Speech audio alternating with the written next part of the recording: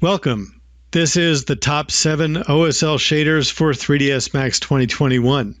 I'm Stephen Shane, Post-Production Supervisor and Media and Entertainment Content Development Manager for CAD Learning 4D Technologies. Just a quick background on myself. I've been a designer and trainer since the early 90s. And I've been teaching 3D Studio since the old 3D Studio DOS days, and have been an Autodesk certified instructor since 1998, actually starting as a kinetics training specialist in 1998 and worked on developing the ACI program for Autodesk in 2006. I'm a trainer. I go under the name of the 3D Professor, and I teach 3ds Max, Inventor, Fusion 360, a little bit of Maya every now and again, and AutoCAD. And as I mentioned, I'm the content developer for CAD Learning. Been doing that since 2010. And I'm a 9-year veteran of Autodesk University. This is my 9th year teaching classes.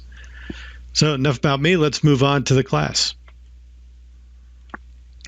So learning objectives. We're going to identify 3ds Max OSL assets and third-party resources. Look at how to apply OSL shaders to objects in 3ds Max 2021. Talk about customizing OSL shaders to create realistic materials. And finally, and the bulk of this will be on identifying 7 useful OSL shaders.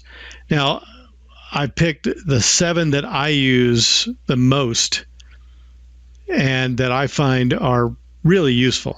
So I hope you enjoy this class, and let's move on. So we'll introduce OSL. So what is OSL? Well, it stands for Open Shading Language, and it was developed by Sony Pictures ImageWorks for portability between renderers. It's completely open source, and you can take any of the OSL shaders, update them, write them. You can take the source, edit it yourself, use it for another renderer. It's also compatible with a lot of renderers nowadays. So 3ds Max with Arnold is just one. So a little bit of just a little bit of OSL basics. It's a high-level programming language, right? And it's a shading language designed to be simple to program. So you don't need to know how to use C++. If you can learn how to do some basic scripting and you understand a little bit about programming, you'll be able to write OSL shaders. And it works with Arnold 5 and newer. So if you're working with an older version of Arnold previous to 5, you'll want to make sure you update. And here are some resources. There's some resources on GitHub. You have the Sony Pictures ImageWorks page on Open Shading Language, the Autodesk OSL, and then there's the GK Motu, and on Facebook there's an OSL shaders group. That group, if you want to learn how to write shaders, there's some great links that are on there. There's also, it's a great place to ask questions and get answers. And then these 3 people, Chang-Soo Yoon, Zap Anderson, and Mads Druscher, are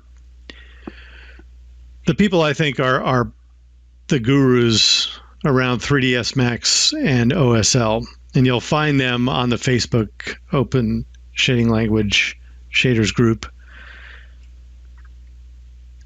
So a little bit about learning OSL. So if you want to learn how to program OSL, Autodesk has some great OSL tutorials on using OSL shaders inside of 3ds Max.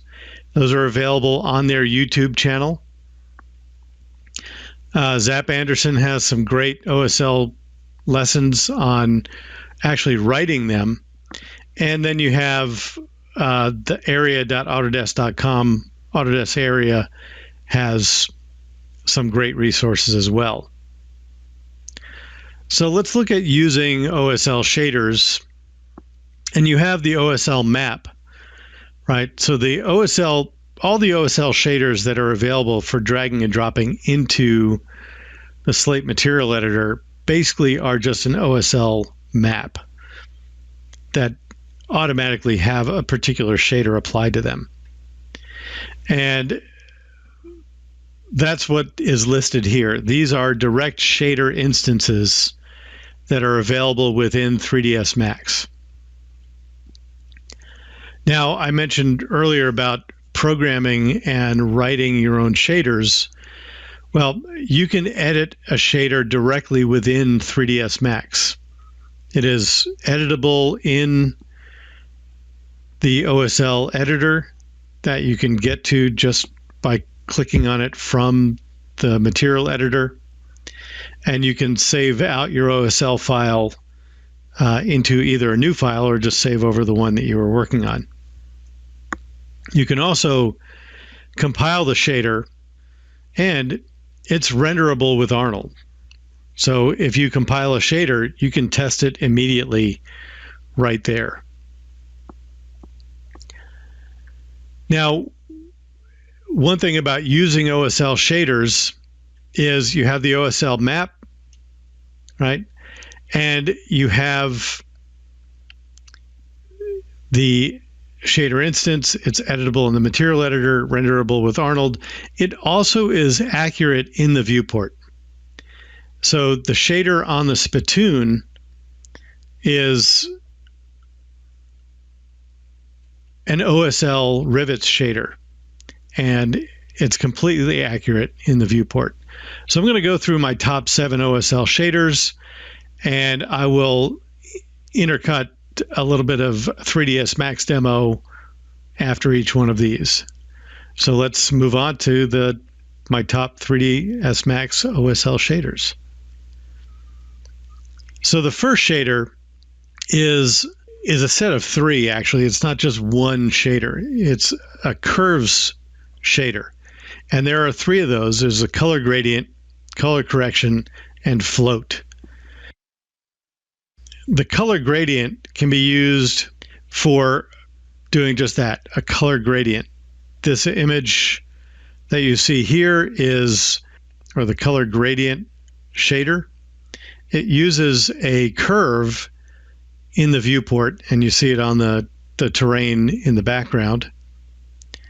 The curve's color correction works similarly to the curve's color shader, but it is used to modify the colors in an input texture map.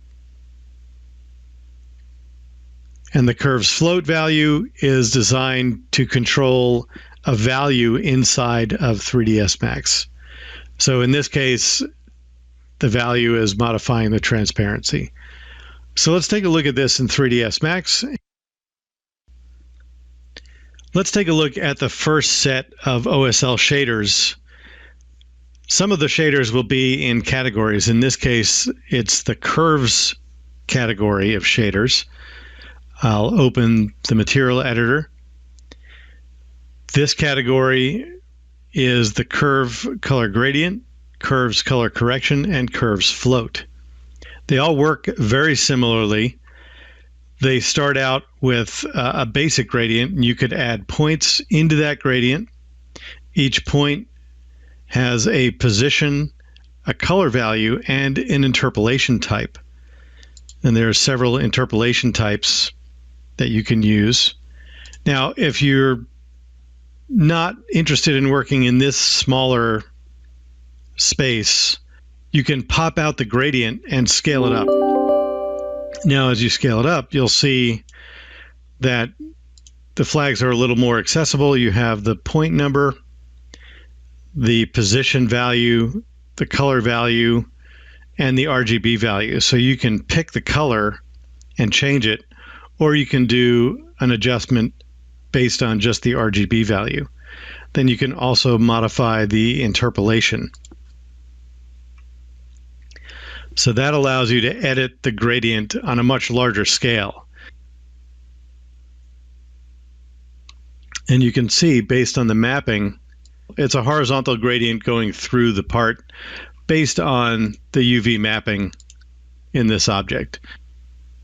And this is another example of the same thing, just mapped differently. So this is being used as with noise as a displacement, but then being used with a texture map to modify the gradient. So if we come down to this version, notice it's the exact same curve, but I've used a bitmap image to modify how the gradient is applied. Now this image is being used as the displacement map for the displace modifier. The image itself, the white sections give me the right-hand side, the dark towards black give me the left-hand side. And I can use that gradient in the image to go through the curve and apply a gradient based on an image. So here I get a mountain range from not only the displacement, but also the color value in the curve.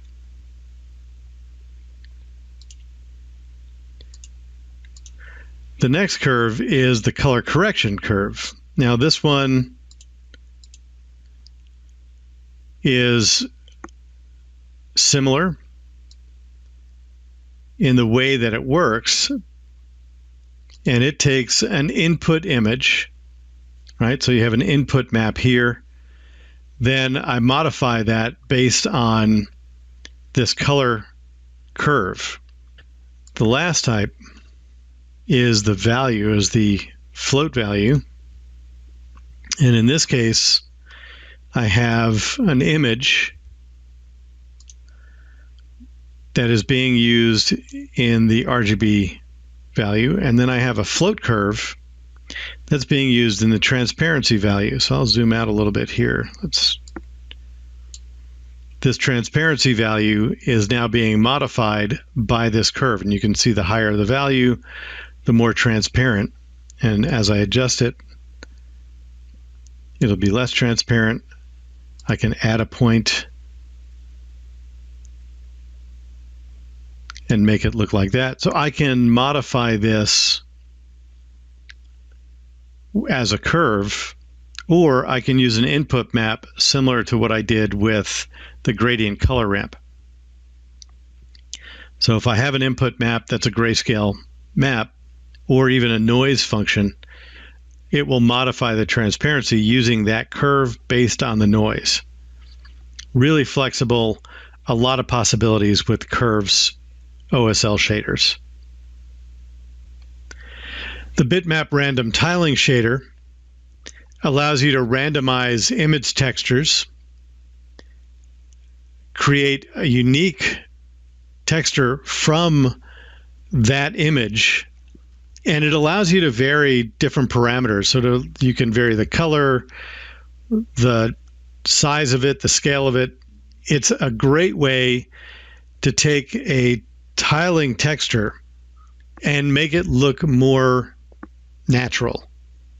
In this case, I'm doing this with grass on a terrain. So let's take a look at that in 3ds Max. Let's take a look at the bitmap random tiling OSL shader. This OSL shader uses an image map. In this case, I'm using a tileable Bermuda grass texture map. And it allows you to create a random pattern. So this is what you end up with after you make some adjustments. So I will go and just turn off some of these parameters, and you'll see that essentially what is happening is it's creating these tiles, and it's using these random values. So random transform values, so different rotation values, different scales, and different offset value. In this case, I don't have an offset. So it's just 0 to 0, but I do have a hue, saturation, and value changes, and that's just randomized. Now, I can adjust the size of the blocks, the fuzziness of the edges. So as you see, as I increase that, the edge fuzziness gets higher. So if I do 0.5, now if I do a little bit of a wiggle, so I had this at 0.25 before, you won't notice anything until I put the wiggliness up, but add 0.5, and that will create a wiggle. If I turn the edge fuzziness off, you can see that there is sort of a squiggly line between these tiles. If I bring the fuzziness back up, it now blends between those tiles and creates a fantastic way to randomize a single image. So especially for grass, makes a really good grass texture because I can adjust the saturation, affect the hue a little bit. If I adjust the block scale, let's say to 1, it'll make these patches a little bigger. Depending on the size of the area that you're working on, you'll adjust that. The other thing too is the random seed. So I can just change this value, and that randomizes all the parameters based on that seed value. Now, if I go back to 3, it will randomize based on the value of 3. So 3 will always be the same pattern, 4 will be the same pattern, etc. Now, if I go from standard to active shade and see it rendered, you'll see what the finished version of this actually looks like, or at least close to the finished version. Active shade is going to render it. And I'm using the outputs for different things. So one of the great things about this is there's an enormous number of inputs. You can see I have inputs for the UV coordinates, scale, all of the options that are here. And I have outputs for the RGB value going into the base color and the luminance going into the bump map. Now I also have average. So the difference between luminance and average is luminance is the brightness of each pixel. Average is the average of the RGB values for each pixel. So it's not technically the brightness. It's if you take all 3 RGB values and just average them together, that's what you'll get. The bitmap random tiling OSL shader really has some great uses for creating randomized tiling textures that don't look like they repeat at all. And again, grass is a really good example of this. Now, these are my favorite, the HDRI shaders, and I group these two together, the HDR environment and the HDR lights. The HDR environment lets you put in a high dynamic range image into the background. It's very easy to use. It gives you some adjustments, and we'll take a look at that. And the HDRI lights allows you to take HDR images of light fixtures and use those to create local illumination based on the position of those lights. So again, let's go ahead and take a look at that inside of 3ds Max. The HDR environment OSL shader is a fantastic shader. I've switched over to using this to lighting my environment when I render with Arnold, and it's so much easier than ways of doing it in the past. Here, I can go into the environment, instance the shader in the environment. Now, there's other things I can do, but this is the easy way to do it. And it will automatically show up. So if I'm using a high quality viewport, I'll see the shader lighting the environment in the viewport. And I can adjust the rotation, and you'll see the floor rotate. And you'll also see the lighting change on the objects. I can adjust the height, the tilt, and here I can adjust the exposure. Now what I'll do is I'll set the exposure based on what I need. In this case, I want it fairly dark because I'm going to add a different HDR map afterwards, and I'm adjusting the exposure using the camera. I can also set ground projection. So if I turn it off, you'll see it just looks like it's in the scene, but my objects are floating, right? If I turn on ground projection and I do the same thing, you'll see now it pulls that ground up and locks it to the bottom of the object, and it's based on this tripod height. And you can adjust the position X, Y, and Z and move the floor up and down. I can also use a custom background, so if I want the background to be a much higher resolution JPEG image, I can use a custom background for that. And then the other HDR shader is the additional lighting. And the additional lighting shader can be used independently, or it can be used to augment the HDR background. And a lot of times I'll use it to augment the HDR background. So I'll take the output of this, and it's going to go into the additional light, and watch the viewport change. And you'll see now that there's deeper shadows, and the lighting now comes from different sources.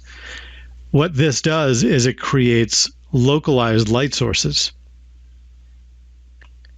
This HDR lights map starts with one light. I've added 2 additional lights in here, and each light has a position helper. So I can turn on a position helper by clicking this, and then these helpers allow me to move the light around the scene. I can adjust the brightness or the exposure of that light. So if I bring this up to, let's say, 5, you'll notice that that light gets brighter. And as I increase it, it gets brighter. As I decrease it, it gets dimmer. I can increase the size of the light. So if I want it to be a point spot or a point light, I can bring it down to 1. If I want it to be a big broad area, I have this up at 30. And one unique thing here is if I rotate around, I can actually see those lights. So that's one light. That's the second light somewhere, and there's the third light. Those lights are actually visible in the background. They will be visible in reflections, and it's a really, really good way to light your scene. The next shader is the time seconds shader. I use this generally for animation purposes, and it is useful because it reads the time off the timeline wherever the time slider is, and it allows you to set a time offset positive or negative from the current time. So in this case, I will use it for animation. I can apply it to different materials or different maps, and to use it for animating different parameters. So let's see that inside of 3ds Max and how that works. The time seconds OSL shader simply returns the current time in the timeline. As I scrub the timeline, you'll see that in the map parameters, the time changes and is basically just read from the timeline. I can offset it positive or negative. So I can either drag this up and drag it down, or just leave it at 0. And I can use that for something. In this case, I'm using it to actually drive the digits value on a digits OSL shader. But I'm also driving the emissions map value in just a regular material. So I have the time here connected to a float. So it's going to multiply 2 numbers. It's a multiply shader. It's going to multiply the value coming in by 3. Then I'm going to take that value and turn it into a sine. And here's what happens. So as I'm scrubbing the timeline, notice that I'm going to have a sine wave of the brightness of the upper panel going on and off. So I can create an automatic flashing. Now there are other ways of doing that, but this is based on the time value in the timeline. And I can use all kinds of formulas for it. So there's a lot of ways to use this. And it's great for animating values based on the time in the timeline. Next is the Uber noise. The advantage to Uber noise is that it contains multiple noise types and is very, very flexible in how you set it up and how you work with it. So Uber noise can be used as a texture, and in this case, it's also used to displace geometry. So let's take a look at that in 3ds Max. The Uber noise OSL shader is a very flexible noise shader. It has 9 different noise types: simplex, Perlin, fractal, and then 5 different whirly noises.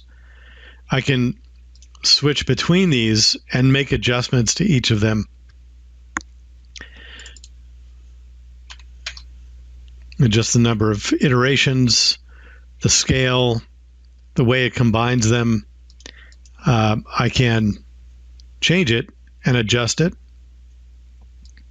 So if I want it to have a larger scale or a smaller scale, if I don't like that pattern, I can use a different pattern. If I like the pattern, let's say this Whirly Manhattan, and I want to see what it's going to look like maybe with some additional distortion, I can see that as I increase the distortion amount, it starts changing the pattern, stretching it and distorting it. Maybe I don't want it as distorted.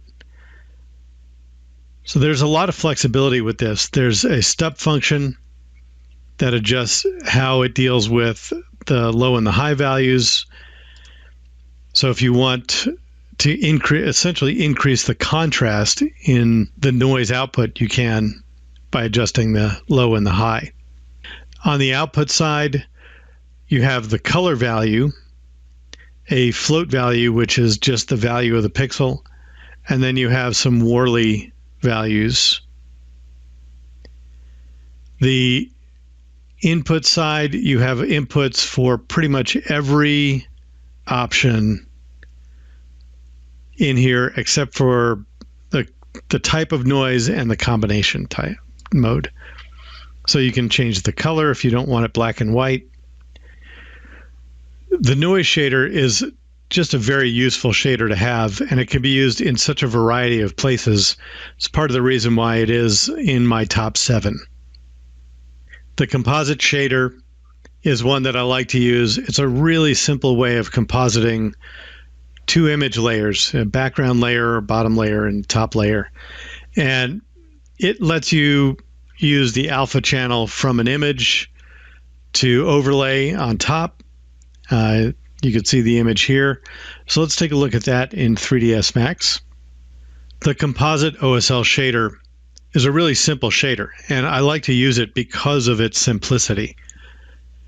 So if I'm overlaying an image on top of another image, whether it's a background or I'm nesting these together, all I need to use is the RGB value and have an image with an alpha channel, or I can even adjust the blending. I have multiple blend modes as well.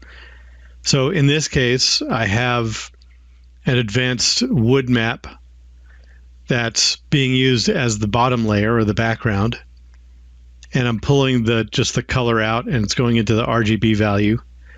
And then I have a sign that I made in Photoshop with an alpha channel, and I'm pulling the RGB color out of that and going into the top layer RGB value, Then I'm pulling the alpha channel out, and that's going into the top layer alpha channel. Now, since I don't need to blend this other than normal, I don't have to, but I do have options if I want to. If I need to, I can pre-multiply the alpha or clamp the result. And that's what I use it for. It's really simple. It's a great way to overlay images. I am using the overlaid bitmap on a separate map channel, so I have it set to map channel 2. And you can see here is my UVW mapping for that map channel, giving me the placement of that image. So using something like the Uber bitmap in combination with the composite OSL shader works really, really well. And lastly is the Uber bitmap. Now, the Uber bitmap is a monolithic bitmap shader. It utilizes the open image library and includes what you need for mapping. Let's take a look at that. It's got some great inputs and outputs and modifications. So let's take a look at that in 3ds Max, and you'll see how using the Uber bitmap can be very helpful and handy when working with image maps. The Uber bitmap OSL shader comes in really handy when you want to have sort of an all-encompassing bitmap shader. If you want to use OSL, you can use the traditional bitmap map from 3ds Max, and you can set things like the scale and the rotation and the map channel. But this OSL shader allows you to work in a little bit more of a flexible way.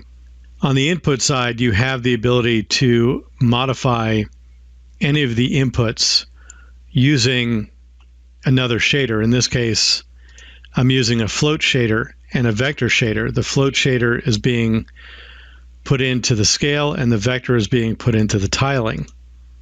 And you can see that I have that set up here. I do have the option to change it to real-world scale. Right now, this is not set up to use real-world scale, so it's not going to really do any good. I can adjust the rotation. I can also, if I'm using multiple map channels, set up which map channel I'm going to use for this particular texture map. The other nice thing about this particular shader is the outputs. I have a full color RGB output I can use for the base color, or I can pull from the red, green, or blue channels. I can pull an alpha channel if there is an alpha channel in the image. In this case, I can also pull the luminance, so the brightness value of each pixel, and I'm sending that into the roughness map. I can also pull the average of the RGB values as an image. So if I don't want the luminance value to be the roughness map, I can use the average as the roughness map. They're both grayscale images. They just come out a little bit different, that's all. So I have switched to using the Uber bitmap for pretty much all of my standard texture maps. It works very well. It's super easy to use, and it's a very flexible bitmap shader. It also has advantages over the bitmap lookup in that the bitmap lookup, while it has the same outputs, does not have the same options or flexibility. So the Uber bitmap, if you've been using the bitmap lookup, I recommend switching over to the Uber bitmap. It's much more flexible, and it's a lot nicer to use. So I hope you enjoyed this. Thank you for your time. Again, my name is Stephen Shane, Post-Production Supervisor and Media and Entertainment Content Manager for 4D Technologies CAD Learning. I hope you enjoy Autodesk University 2020.